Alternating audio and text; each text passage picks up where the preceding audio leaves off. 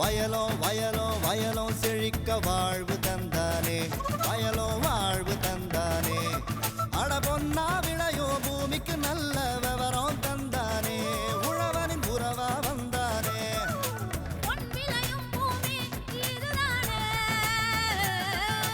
வயலோ வயலோ வயலோ செழிக்க வாழ்வு தந்தானே, வயலோ வாழ்வு தந்தானே. அட பொன்னா விளையோ பூமிக்கு நல்ல விவரம் தந்தானே, உழவனின் உறவா வந்தானே. தந்தன தந்தன தன தந்தானே, மண்வள பொங்கிட துணை வந்தானே. தந்தன தந்தன தன தந்தானே, மண்வள பொங்கிட துணை வந்தானே. வணக்கம் வேளாண் பெருமக்களே, இன்றைய பொன் விளையும் பூமி நிகழ்ச்சியில் முதலில் வருவது வேளாண் செய்திகள், வேளாண் சந்தை நிலவரம் மற்றும் வேளாண் மண்டலங்களின் இன்றைய வெப்பநிலை குறித்தும், தொடரும் வேளாண் தொழில்நுட்ப பகுதியில் சப்போட்டா பயிர் பாதுகாப்பு முறைகள் குறித்து விளக்குகிறார் மதுரை மாவட்ட வேளாண் அறிவியல் நிலையத்தின் பூச்சியல் துறை உதவி பேராசிரியர் முனைவர் பி உஷாராணி அவர்கள். இனி வருவது வேளாண் செய்திகள்.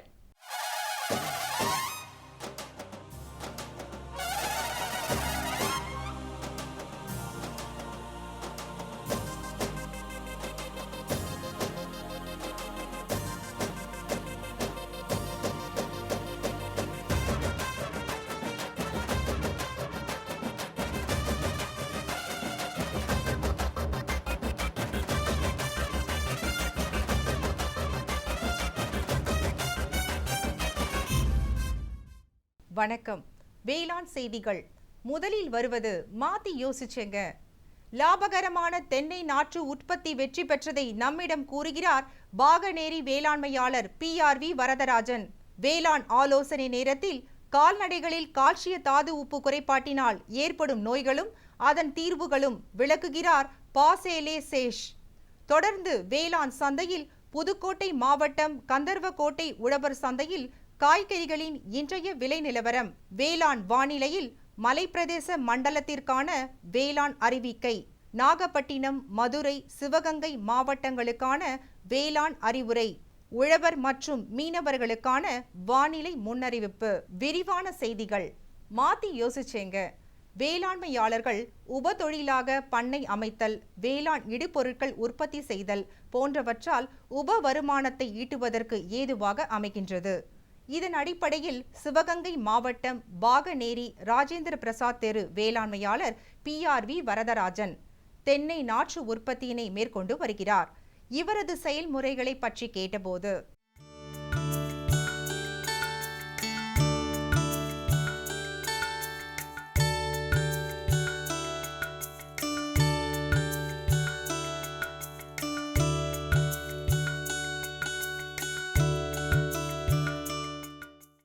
நான் முழுமையான விவசாயியாவேன்.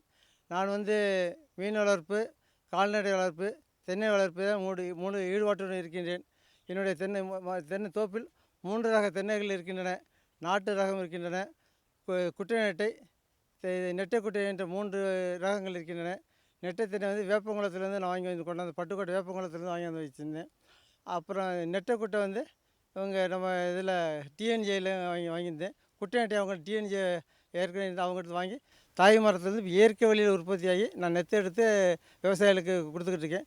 நான் வியாபாரியாக இல்லாமல் விவசாயிகளுக்காக உற்பத்தி பண்ணி கொடுக்குறேன். ஒரு தென்னை நெத்து உருவாகிறதுக்கு நான் மரத்தில் வெட்டுறதில்லை, இயற்கையிலே மேலே இருந்து கீழே விழுகுது.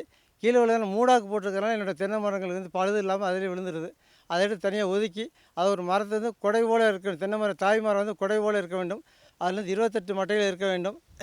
ஒரு மட்டை ஒரு இது தென்னை நீர் இது நிழல் காய்ச்சலாக ஒரு 3 மாதம் தென்னை நெத்தை காய போட்டு அதற்கு பிறகு பதியம் போட்டு 4வது மாதத்தில் தென்னை குருத்து லேசாக முளைக்க ஆரம்பிக்கும். அதற்கு பிறகு 9வது மாதம் தென்னங்கன்று உற்பத்தி பண்ணி நட வைக்கலாம். நான் என்னுடைய கன்றுகள் இயற்கையிலே வர்றதுனால என்னுடைய மரம் 3 வருஷத்தில் பாலையிட்டு 4வது வருஷத்தில் காய்க்க ஆரம்பிக்கின்றது. இது கண்ணு கூட எல்லாருக்கும் தெரியும். அதனால் நான் விற்கிறது இப்போ 130 ரூபாய்னு ஒரு கன்று விற்றுக்கிட்டு இருக்கேன்.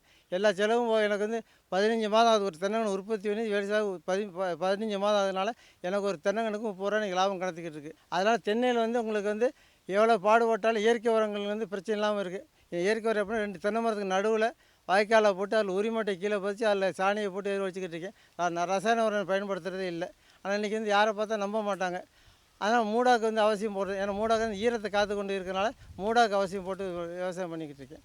அதனால் மேலும் மேலும் தென்னையிலேருந்து அதாவது வருடம் பூரா காய்க்க வேண்டியது தென்னை, பப்பாளி, வாழை. அதனால் இதுகளுக்கு வந்து எவ்வளோக்கள் நம்ம பாடுபடுறோமோ அந்த அளவுக்கு அதோடய உற்பத்தி திறன் நமக்கு கூடும். சிறு வயதுலேருந்தே எனக்கு வேளாண்மையில் அதிக ஆர்வம் இருக்கிறனால தான் நான் எங்களுடைய காலத்தில் வேறு வேலைக்கு போகாமல் எங்கெங்கே விவசாய கருத்தரை நடக்குதோ அங்கெல்லாம் போயிடுவேன். தமிழ்நாட்டை பொறுத்தவரை இன்னும் எல்லாருக்கும் தெரியும். ஏன்னா பத்திரிக்கை தொடர் கட்டுரைகள் எழுதியிருக்கிறேன் எல்லா பத்திரிக்கையும். இங்கே நம்மாழ்வார் பார்க்கணும் என்னோடய தோட்டத்துக்கு வந்திருக்காரு. அவருடைய யோசனை எப்படியா ரெண்டு தென்னங்களுக்கு நடுவில் வாய்க்கால் பிடிச்சி தண்ணி பாய்ச்சிட்டு இருந்தேன். அவர் தஞ்சாவூர் சித்தர் வந்திருக்கிறாரு. ஆர்எஸ் நாராயணன் எனக்கு இங்கே தொடர்பு இருந்துச்சு, அவங்களும் வந்திருக்காங்க. இப்போ எல்லா இடத்துலையுமே நான் 0 பட்ஜெட்லேயும் வாழைக்கிறது 2-3 கூட்டங்களில் கலந்துருக்கிறேன். அதனால் இயற்கை வேளாண்மை பிறகு எல்லா இடத்துலையும் போய் வந்தனால எனக்கு அனுபவத்துலேருந்து என் அனுபவ ரீதியாகவும் மற்ற அனுபவப்பட்ட விவசாயியோட தோட்டங்கள் நேரடி போய் பார்ப்பேன். சம்மந்தம் இருக்கோ இல்லையோ அதை தெரிஞ்சுக்கிற ஒரு ஆர்வம் எனக்கு எப்போ உண்டு. அதோட எனக்கு கேவிக்க தொடர்பு இருக்கிறனால எனக்கு நெருங்கி தொடர்புனால அவங்க மூலமாகவும் எல்லா விவசாயம் தெரியுது. நான் தென்னங்கனைங்க எனக்கு விரும்பி கேட்குறவங்களுக்கு நான் இதை கொடுத்து பண்ணிக்கிட்டு இருக்கேன். எல்லாம் விரும்பி கேட்குறாங்க. என்னோடய எண்ணம் யாராவது கொடுத்துட்டு அவங்களுக்கு சொல்லி அவங்களுக்கு பார்த்துட்டு வந்து வாங்கிட்டு போகிறாங்க பண்ணுறாங்க. மேலும் விவரம் பெற PRV வரதராஜன் அவர்களை 09003891537 என்ற கைபேசி எண்ணில் தொடர்பு கொள்ளலாம். இனி வருவது வேளாண் ஆலோசனை நேரம்.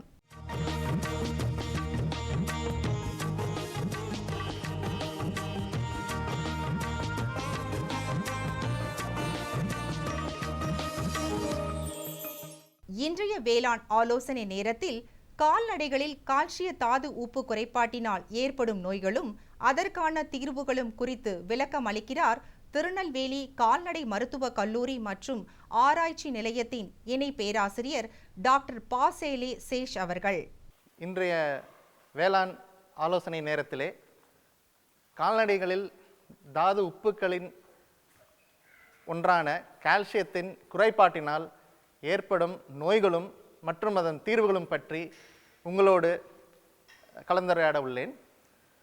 தாது உப்புக்கள் என்பது நாம் அனைவரும் அறிந்ததே. வீட்டிலே நாம் உப்புகளை சாப்பிடுகின்றோம். சோடியம் குளோரைடு என்று அதை நாம் வேதியியல் மொழியிலே கூறுவோம். அதை போலவே கால்நடைகளுக்கு தீவனத்தினிலே புரதச்சத்து, கொழுப்பு சத்து மற்றும் உயிர் சத்து மட்டுமல்லாது இந்த தாது உப்புக்களையும் நாம் கண்டிப்பாக சேர்த்து சரியான விகிதத்திலே கொடுத்தால்தான் கால்நடைகளின் உற்பத்தி திறன் மற்றும் வளர்ச்சி, இனப்பெருக்கம் ஆகிய அனைத்தும் நன்றாக நடக்கும். இதில் ஏதேனும் ஒன்று குறைபாடு ஏற்பட்டால் கூட பற்றாக்குறை நோய்கள் ஏற்படுவதற்கான வழி உள்ளது. இது மட்டுமல்லாது முக்கியமாக தாது உப்புக்களை பொறுத்தவரை நமது கால்நடை உடல் செல்களினால் இந்த தாது உப்புக்களை உருவாக்க இயலாது. எனவே தாது உப்புக்கள் தினசரி மிகவும் குறைந்த அளவிலே தேவைப்பட்டாலும் அதை நாம் அந்த அளவிலே கொடுக்காவிட்டால் பற்றாக்குறை நோய்கள் உருவாக ஒரு வழி பிறக்கிறது. இந்த தாது உப்புக்களை பொறுத்தவரை இரண்டு வகையாக நாம் கூறுவோம்.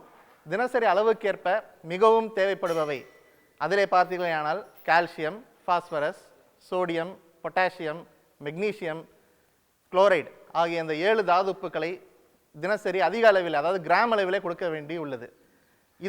இது போலவே குறைவாக தேவைப்படுவை என்று பார்த்தீர்களானால் இரும்பு சத்து, அயோடின், துத்தநாகம் ஆகிய ஒரு 10 வகையான தாது உப்புக்கள் மில்லிகிராம் அளவிலே தேவைப்படுகிறது.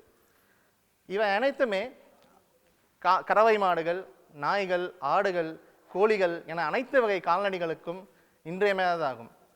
இப்போ கறவை மாடுகளை எடுத்துக்கொண்டீர்களானால் நீங்களே வீட்டில் வைத்திருப்பீர்கள், உங்களுக்கே நன்றாக தெரியும். கறவை மாடுகள் கன்று ஈன்றவுடன் ஒரு 72 மணி நேரத்திற்குள்ளே பார்த்தீர்களானால் சரியான இந்த தாது உப்புகள், முக்கியமாக கால்சியம், பாஸ்பரஸ் குறைபாடு இருந்தால் பால் ஜுரம் என்று நாம் கூறுவோம், அதாவது மில்க் ஃபீவர் என்ற நோயினால் மாடுகள் வலுவிழந்து சக்தி இழந்து கீழே படுத்துவிடும். நீங்கள் அதை கண்கூடாக பார்த்திருப்பீர்கள். அது தனது கழுத்தை ஒரு இடது பக்கமாக திருப்பி கொண்டு எழுந்து நிற்க இயலாமல் தரையிலே நன்றாக படுத்துவிடும். அப்பொழுது நாம் என்ன செய்கிறோம்? உடனடியாக சென்று கால்நடை மருத்துவரை அணுகிறோம். அவரும் உடனடியாக வந்து ஊசி மூலம் கால்சியத்தை கொடுத்தவுடன் உடனடியாக மாடும் எழுந்து நின்றுவிடும். இது நாம் நோய் வந்த பிறகு செய்யும் சிகிச்சை முறையாகும். இதை நாம் வருமுன் காப்பதே சிறந்தது. அதற்கு நாம் என்ன செய்வோம் என்று யோசித்தீர்களேயானால், தீவனத்திலே சரியாக கால்சியம் தினசரி 3 கிராம் கால்சியம் 2 கிராம் பாஸ்பரஸை சரியான விகிதத்தில் கொடுத்தால் இந்த குறைபாட்டு நோய் வராது. கால்சியம் மற்றும் பாஸ்பரஸ் பற்றாக்குறை ஏற்பட்டால் எலும்புருக்கி நோய், அதாவது ரிக்கெட்ஸ் என்னும் நோய் உருவாகிறது. அப்பொழுது எலும்பு முறிவு உருவாவதால் அந்த கால்நடைகளால் எழுந்து நிற்கக்கூட இயலாது, வளைந்த கால்களை கொண்டிருக்கும். இவை அனைத்தும் கால்சியம் மற்றும் பாஸ்பரஸ் குறைபாட்டினால் ஏற்படும் நோயாகும்.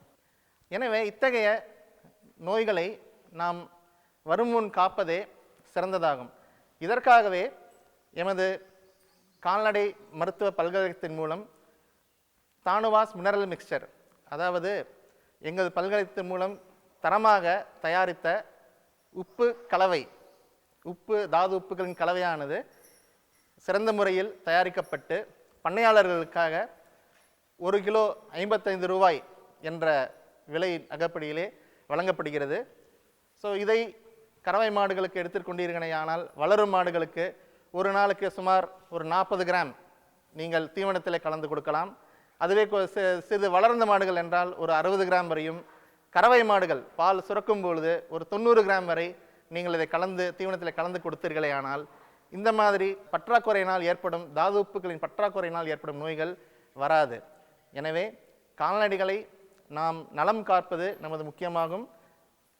இதை நீங்கள் பயன்படுத்தி கொண்டு கால்நடைகளின் நலத்தை பேணுங்கள். நாமும் நன்றாக வளர்ச்சி அடைவோம். நன்றி, வணக்கம். மேலும் விவரம் பெற டாக்டர் பாசேலே சேஷ் அவர்களை 09845631007 என்ற கைபேசி எண்ணில் தொடர்பு கொள்ளலாம். விளம்பர இடைவேளைக்கு பிறகு வேளாண் செய்திகள் தொடரும்.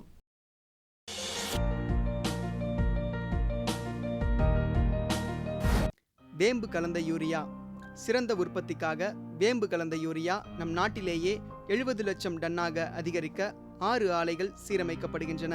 FCIL-இன் கோரக்பூர், சித்ரி, தல்ச்சர் மற்றும் ராமகுண்டம் ஆலைகள், HFCL-இன் பரௌனி மற்றும் BBFCL-இன் நாமருல் போர்ட் ஆகியன. பழம் நழுவி பாலில் விழுந்தது போல இப்பொழுது நம் நாட்டிலேயே வேம்பு கலந்த யூரியா உற்பத்தி செய்யப்படும். இதனால் விவசாயிகளுக்கு நன்மையே விளையும். 10% வரை தானிய உற்பத்தி அதிகரிக்கும். மண்ணில் 10 - 15% நைட்ரஜன் திறன் அதிகரிக்கும். சிறந்த உற்பத்திக்கு வேம்பு கலந்த யூரியா.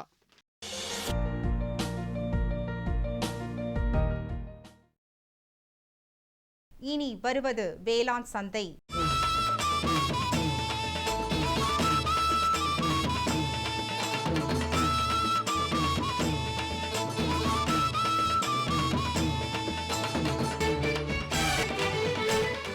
புதுக்கோட்டை மாவட்டம் கந்தர்வக்கோட்டை உழவர் சந்தையில் காய்கறிகளின் இன்றைய விலை நிலவரம். கத்திரிக்காய் 1 கிலோ 43 ரூபாய்க்கும், வெண்டைக்காய் 1 கிலோ 16 ரூபாய்க்கும், அவரைக்காய் 1 கிலோ 30 ரூபாய்க்கும், சின்ன வெங்காயம் 1 கிலோ 17 ரூபாய்க்கும், பெரிய வெங்காயம் 1 கிலோ 23 ரூபாய்க்கும், பச்சை மிளகாய் 1 கிலோ 32 ரூபாய்க்கும், தக்காளி 1 கிலோ 20 ரூபாய்க்கும், கொத்தமல்லி 1 கிலோ 43 ரூபாய்க்கும், புதினா 1 கிலோ 45 ரூபாய்க்கும் விற்பனை செய்யப்பட்டன. இனி வருவது வேளாண் வானிலை.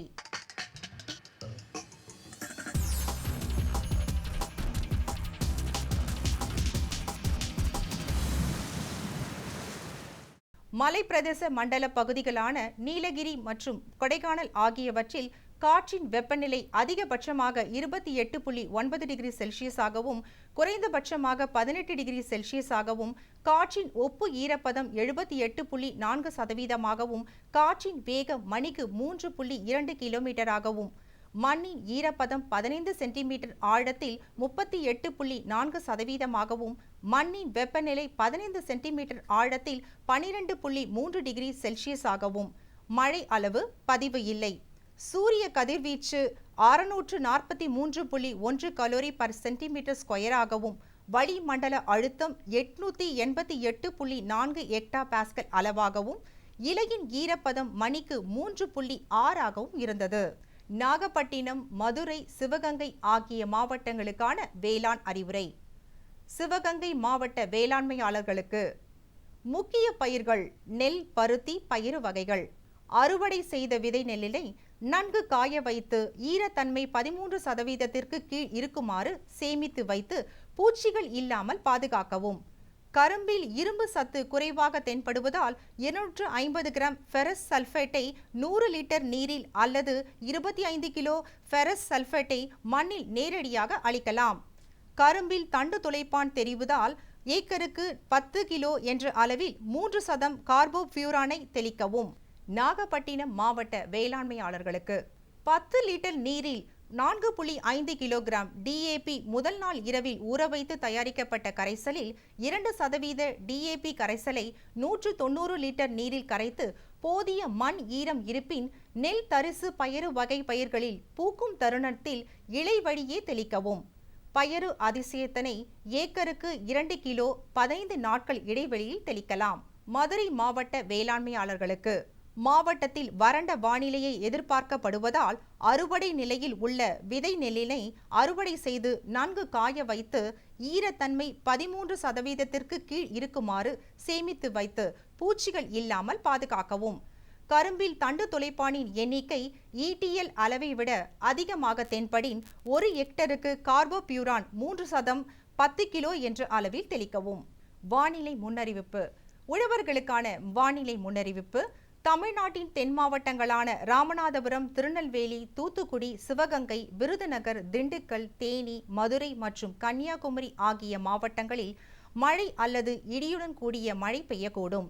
பொதுவாக தமிழ்நாடு மற்றும் புதுச்சேரி மாநிலங்களில் வறண்ட வானிலையே காணப்படும். மீனவர்களுக்கான வானிலை முன்னறிவிப்பு.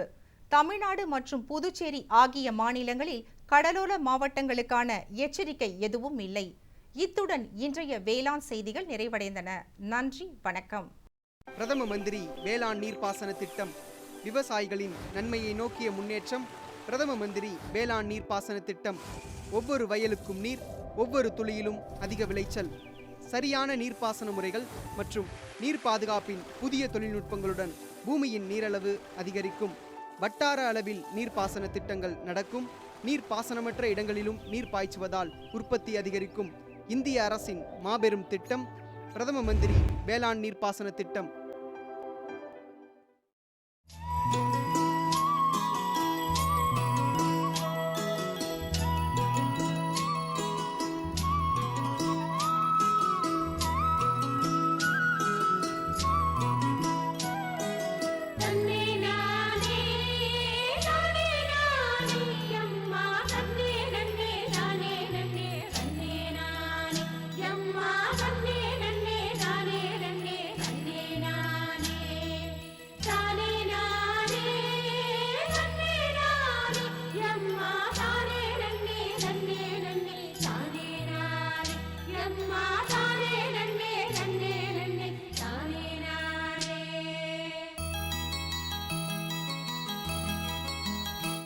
இன்றைய வேளாண் தொழில்நுட்பத்தில் சப்போட்டா பயிர்க்கான பயிர் பாதுகாப்பு முறைகள் என்னென்ன என்பதை விவரிக்கின்றார் மதுரை மாவட்ட வேளாண் அறிவியல் நிலையத்தின் பூச்சியல் துறை உதவி பேராசிரியர் முனைவர் பி. உஷாராணி அவர்கள்.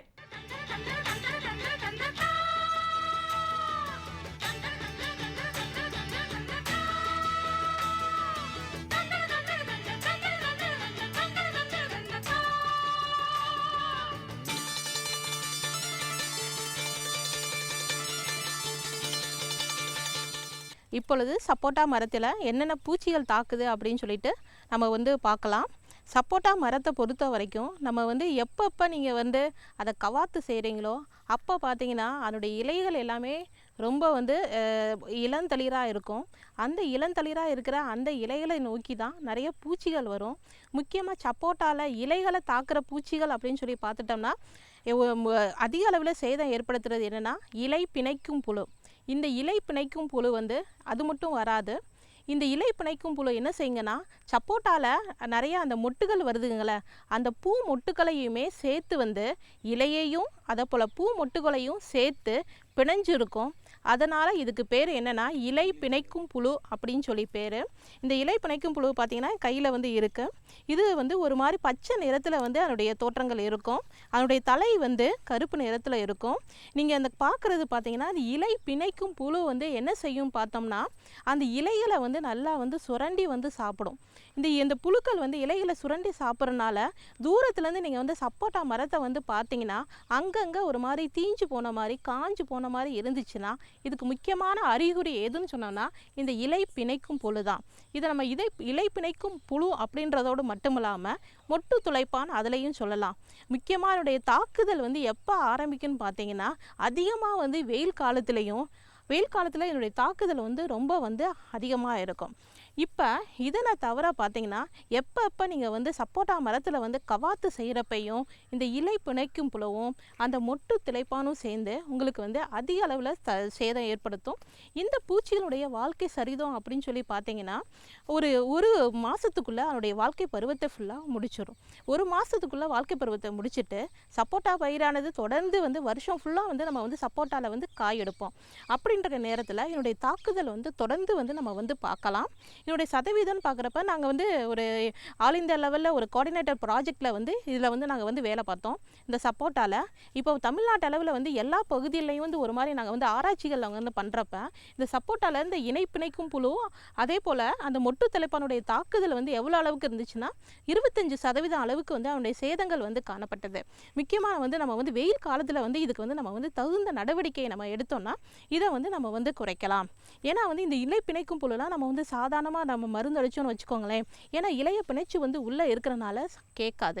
அதனால இதுக்கு வந்து நல்ல வந்து வீரியமான மருந்துகளையும் நம்ம வந்து இந்த பாக்டீரியா அதே போல் வந்து இதையும் நம்ம வந்து உபயோகித்தோம்னா பாக்டீரியா இருக்குங்களா அந்த பேசிலஸ் துரிஞ்சியன்சஸ் இதையும் வந்து 2 கிராம் 1 லிட்டர் தண்ணீரில் வந்து கலந்து நம்ம அடித்தோன்னா இந்த இலை பிணைக்கும் புழுக்களையும் அதே போல் இந்த மொட்டு திளைப்பான்களையும் நம்ம வந்து தடுக்க முடியும். இதை தவிர நம்ம வந்து இந்த இலை பிணைக்கும் புழுக்களை கட்டுப்படுத்துறதுக்கு எதை உபயோகிக்கலாம்னா ப்ரொஃபனோஃபாஸ்ன்ற மருந்து வந்து ரொம்ப அதிக அளவில் நல்லா பயன்படும். இதை வந்து 1 லிட்டர் தண்ணிக்கு வந்து 3 மில்லி அப்படின்ற அளவில் கலந்துட்டு நம்ம தெளித்தோன்னா இந்த 2 புழுக்களையும் நம்ம வந்து சேர்ந்து நம்ம வந்து கட்டுப்படுத்த முடியும். இப்போ என் கையில் இருக்குதுங்களா என்னுடைய அறிகுறி என்ன எதுக்குரிய புழுவுக்குரிய அறிகுறி என்றால் இது வந்து சப்போட்டா மரத்தில் மட்டுமல்லாமல் சப்போட்டா மா போன்ற செடிகளில் வந்து இலைகளை முட்டும் அதாவது இலைகளை வந்து நல்லா சுருட்டி உள்ளேருந்து சாப்பிடக்கூடிய ஒரு வகையான கூன் வண்டுகளுடைய தாக்குதல் தான். இது வந்து எவ்வளோ அளவுக்கு வந்து சப்போட்டாவில் காணப்படும்னு பார்த்தீங்கன்னா இது வருடம் ஃபுல்லாக வந்து என்னுடைய தாக்குதல் காணப்படும். ஆனாலும் வந்து என்னுடைய தாக்குதல் வந்து எவ்வளோ அளவுக்கு இருக்குன்னா 10% கீழே தான் இருக்கும். இதனால் வந்து விவசாயிகள் வந்து ரொம்ப வந்து அதிக அளவுக்கு நம்ம வந்து இதை கவலைப்படணும்னு அவசியம் இல்லை. இதுக்குன்னு தனியாக வந்து நீங்கள் வந்து மருந்து அடிக்கணும் அப்படின்றதுக்கும் தேவையில்லை. அடுத்தது பார்த்தீங்கன்னா சப்போட்டா மரத்தில் வந்து எல்லா பயிர்கள்லையும் வர மாவு பூச்சிகள் தாக்குதல் வந்து இந்த பயிரையும் வந்து நம்மளை வந்து விட்டு வைக்கிறது கிடையாது. இது என்ன செய்யுன்னா இலைகளில் மட்டும் அப்பி இருக்காமல் அதனுடைய மொட்டுகள் பாருங்கள். இப்போ நான் படத்தில் காமிக்கிறது வந்து என்னென்னா அதனுடைய மொட்டுகளுக்கு அந்த காம்புகளுக்கு பக்கத்துலையும் அந்த மாவு பூச்சிகள் வந்து அது சுற்றி வந்து இருக்கும். இந்த மாவு பூச்சிகளுடைய பெருக்கத்திற்கு வந்து முக்கியமான காரணம் அதாவது மாவு பூச்சிகளுக்கு உற்ற நண்பன் அப்படின்னு சொல்லி என்னன்னு பார்த்தீங்கன்னா இது வந்து எறும்புகள் தான். இது மாவு பூச்சிகளுக்கு வந்து நண்பன் தான். ஆனால் வந்து இது வந்து நம்மளுக்கு நண்பன் கிடையாது. ஏன்னா வந்து இந்த எறும்புகள் வந்து என்ன செய்யும்னா ஒரு இடத்துல இருந்து இன்னொரு இடத்திற்கு இந்த மாவு பூச்சிகளை வந்து என்ன செய்யும் பரப்பும். அதே போல் இந்த மாவு பூச்சிகளுடைய உடல் அமைப்பு நம்ம பார்த்தோம்னா இவை வந்து ரொம்ப வந்து பஞ்சு மாதிரி இருக்கும். அதனால இப்போ நம்மளே தோட்டத்தில் நடந்து போனாலும் ஒரு ஆடு மாடு நடந்து போனாலுமே என்ன ஆகுனா இந்த பூச்சிகள் வந்து அதனுடைய உடம்புல ஒட்டிட்டு ஒரு இடத்திலிருந்து மற்றொரு இடத்திற்கு வந்து போகும். அதனால் மாவு பூச்சிகள் வந்தால் விவசாயிகள் அனைவரும் இதுக்கு வந்து உடனே நடவடிக்கை எடுத்துட்டோம்னா இதை வந்து நம்ம வந்து கண்ட்ரோல் பண்ணலாம். இதுக்கு வந்து நம்ம வந்து என்ன செய்யணும்னா இந்த மாவு பூச்சிகள் வந்துச்சுன்னா முதலாவது நம்ம தோட்டத்தை சுற்றி எங்கெங்கே எறும்பு புத்துகள் இருக்குன்னு சொல்லி நம்ம பார்க்கணும். அந்த எறும்பு புத்துகளுக்கு நம்ம வந்து அந்த எறும்பு புத்துகளில் வந்து எறும்பு பொடிகள் போட்டு நம்ம வந்து அதை எறும்பு பொடிகள் போட்டுட்டோம்னா அந்த எறும்புகள் வந்து என்ன செய்ய செத்து போயிடும். இதன் மூலம் வந்து மாவு பூச்சிகள் வந்து ஒரு இடத்துலேருந்து இன்னொரு இடத்துக்கு கடத்தப்படுவதை தடுக்கலாம். அப்புறம் வந்து இப்போ நம்ம வந்து இயற்கை முறையில் நிறைய பேர் விவசாயம் செய்யணும்னு நினைக்கிறோம். அப்போ அந்த விவசாயிகள் எல்லா பேரும் என்ன செய்யலாம்னா மீன் எண்ணெய் கடைசல் சோப்பு அப்படின்னு சொல்லி கடையில் வந்து கிடைக்குது. இது வந்து என்னென்னா ஒன்றும் இல்லை, நம்ம வந்து மீன் இருக்குங்களா மீன் தொழிற்சாலையில் செய்கிற ஒரு கழிவு பொருள் தான். இந்த கழிவு பொருள்களையும் நம்ம இதை வந்து தயாரித்து நம்ம வந்து விற்கிறாங்க. இதை வந்து நம்ம வந்து என்ன செய்யலாம்னா 1 லிட்டர் தண்ணிக்கு 25 மில்லி அதிகபட்சமாக 25 மில்லி நம்ம வந்து உபயோகித்து இதை வந்து நம்ம வந்து மரத்துக்கு அடிச்சு விட்டோம்னா மாவு பூச்சிகள் தொல்லைகள் மட்டுமின்றி மிச்சம் வந்து இந்த பயிர்களுக்கு வேறு எந்த விதமான சாறு உறிஞ்சும் பூச்சிகளுடைய தாக்குதல் வந்தாலும் அதையுமே தடுக்கக்கூடிய சக்தி வாய்ந்தது. இந்த மீன் எண்ணெய் கரைசல் சோப்பை நம்ம தனியாகவும் உபயோகிக்கலாம். அல்லட்னா வந்து நம்ம வந்து மருந்துகளோட நம்ம வந்து கலந்து அடித்தோம்னா ரொம்ப நல்லது. இந்த மாவு பூச்சிகளோட பிரச்சனைகளுக்கு நம்ம வந்து என்ன செய்யலாம்னா பொறி வண்டுகளையும் வாங்கி ஒரு மரத்துக்கு வந்து பார்த்திங்கன்னா 6ன்ற எண்ணிக்கையில் நம்ம விடலாம். அப்புறம் வந்து நம்ம வந்து என்ன செய்யலாம்னா இந்த மாவு பூச்சிகளுடைய ஃபுல்லாக வந்து அதனுடைய அந்த உருவத்தையே, அதாவது வந்து அதனுடைய முட்டைப்பருவம், புழுப்பருவம், அதனுடைய குஞ்சு பருவம் எல்லாத்தையுமே சாகிற மாதிரி வளர்சிதை மாற்றத்தை உண்டு பண்ணுற மாதிரி அதுக்குரிய மருந்துகள் வந்து கடையில் கிடைக்குது. உதாரணமாக பியூப்ரோஃபிசின், அதே போல் லியூஃபனுரான் போன்ற மருந்துகள் வந்து அதனுடைய வளர்சிதை மாற்றத்தை வந்து உண்டு பண்ணும். அதையும் வாங்கி நம்ம தெளித்தோன்னா இதனுடைய பிரச்சனைகளை வந்து நம்ம வந்து அதிகமாக வந்து நம்ம குறைக்கலாம். இப்போ அதிகமாக வந்து சப்போட்டாவில் வந்து பயிரிடுற பல பகுதியில் பார்த்திங்கன்னா சப்போட்டாவில் இருக்க அந்த காயில் வந்து ஒரு துளைப்பான் வந்து காணப்படுது. இது காயில் மட்டும் சாப்பிட்றது கிடையாது, அதனுடைய விதைகளையும் சாப்பிட்டு அது வந்து வெளியே வந்துடும். ஆனால் வந்து அதனுடைய புழு இருக்குங்கள்ல, அந்த புழு வந்து என்ன செய்யும்னா அந்த இலையில் வந்து ஒரு மாதிரி மடிப்பு மாதிரி உருவாக்கி அதுக்குள்ளே இருந்துக்கிறோம். கடந்த ஒரு 2 வருஷமாக தான் என்னுடைய பிரச்சனைகள் வந்து அதிகமாகிட்டே இருக்குது. இந்த பகுதியில் காணப்படாவிட்டாலும் பொள்ளாச்சி, பெங்களூர் போன்ற பகுதியில் வந்து என்னுடைய தொல்லைகள் வந்து ரொம்ப அதிகமாக இருக்குது. நார்த் இந்தியாவிலையும் பார்த்தீங்கன்னா கந்தேவி, குஜராத் அந்த பகுதியெல்லாம் பார்த்தீங்கன்னா இதுதான் வந்து அதிகமான பிரச்சனையாக வந்து இருக்கிறது. வந்து முக்கியமானது வந்து இந்த சப்போட்டால காணப்படுகிற வந்து அந்த விதைகளை துளைத்து சாப்பிடக்கூடிய அந்த புழுக்கள். இந்த புழுக்கள் வந்து உங்களுக்கு வந்து எங்கேயாவது தென்பட்டால், அதாவது வந்து 10% மேலே அந்த ஒரு 100 காய்களில் வந்து 10% மேலே தென்பட்டால் நீங்கள் வந்து பக்கத்தில் இருக்க உடனே வந்து வேளாண் அறிவியல் நிலையத்தையோ அல்லது வந்து வேளாண்மை கல்லூரியை நீங்கள் தொடர்பு கொண்டீங்கன்னா மிச்சம் இருக்க மக்களுக்கு எல்லாமே வந்து இதனுடைய பாதிப்புகளை பற்றி சொல்லலாம். நீங்கள் வந்து எடுத்துகிட்டு வந்தீங்கன்னா அது வந்து என்ன விதமான புழுக்கள் என்றுன்னு சொல்லி உங்களுக்கு ஆராய்ச்சி செஞ்சு அதுக்கு என்ன விதமான முயற்சிகளை செய்யலாம்னு சொல்லி உங்களுக்கு நாங்கள் வழிமுறைகள் செய்ய முடியும். மேலும் விவரம் பெற முனைவர் பி உஷாராணி அவர்களை 0452 24 22 955 மற்றும் 24 22 956 என்ற தொலைபேசி எண்களில் தொடர்பு கொள்ளலாம். சரிங்க. இவ்ளோ நேரம் சிரிச்சு யார்கிட்ட பேசிட்டு இருந்தீங்க? விவசாயிகள் கால் சென்டர் நிபுணர்கிட்ட பயிர்கள் பத்தின யோசனை கேட்டுட்டு இருந்தேன். காலையில சரி, மதியானம் கூடவா? விவசாயிகள் கால் சென்டர் காலையில 6 மணில இருந்து ராத்திரி 10 மணி வரை திறந்திருக்கும். ஞாயிற்றுக்கிழமை கூடவா? ஆமா, வருஷத்துல 365 நாளும் திறந்திருக்கும். விவசாயம் சம்பந்தப்பட்ட பிரச்சனைகளுக்கு தங்கள் மொழியில் உடனே தீர்வு பெற இந்தியாவில் எங்கிருந்தும் எந்த போன் மூலமும் தேசிய ஹெல்ப்லைன் நம்பர் 1800 1801551 தொடர்பு கொள்ளவும். திங்கட்கிழமை அன்று பொன் விளையும் பூமி நிகழ்ச்சியில்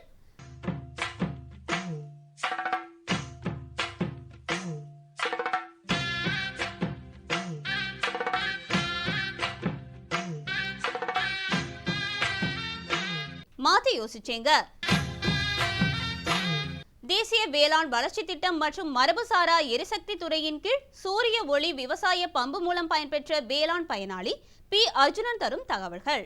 வேளாண் ஆலோசனை நேரத்தில் ஆடு வளர்ப்பில் ஏற்படும் பிரச்சனைகளும் அவற்றுக்கான தீர்வுகளும் விளக்கம் தருகிறார் டாக்டர் எஸ். செந்தில்குமார் அவர்கள்.